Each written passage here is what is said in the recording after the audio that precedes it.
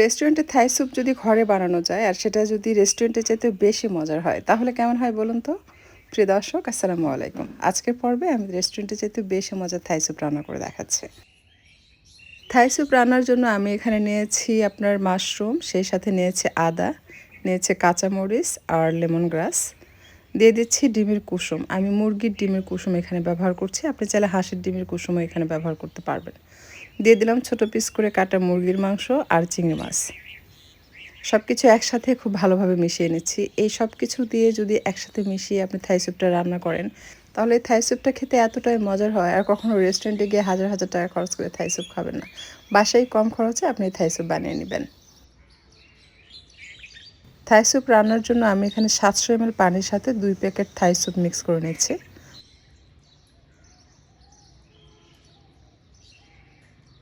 দিয়ে দিচ্ছি chilli sauce. আমি 1/4 কাপ বা তার থেকে একটু বেশি হবে চিলি সস অ্যাড করে নিয়েছি। খুব বেশি কিন্তু দেওয়া যাবে না, জাস্ট 3 থেকে 4 টেবিল চামচ দিলেই হবে।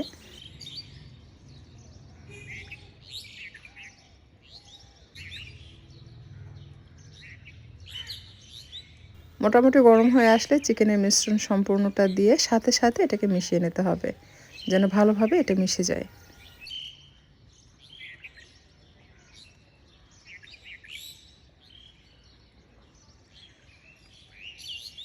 খুব ভালোভাবে বলক আসার পর এটার ঘনত্ব বাড়ানোর জন্য আমি পানির সাথে 1 টেবিল চামচ কর্নফ্লাওয়ার মিক্স করে রেখেছিলাম, সেটা সম্পূর্ণটা এখানে অ্যাড করে দিয়ে সাথে সাথে মিশিয়ে নিয়েছে।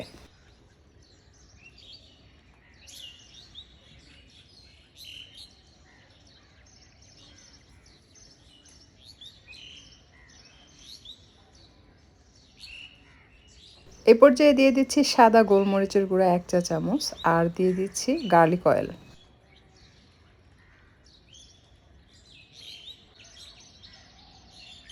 সবশেষে ফ্রেশ লেবুর রস দিয়ে এটাকে আলতো হাতে মিশিয়ে চুলা বন্ধ করে গরম গরম পরিবেশন করবেন।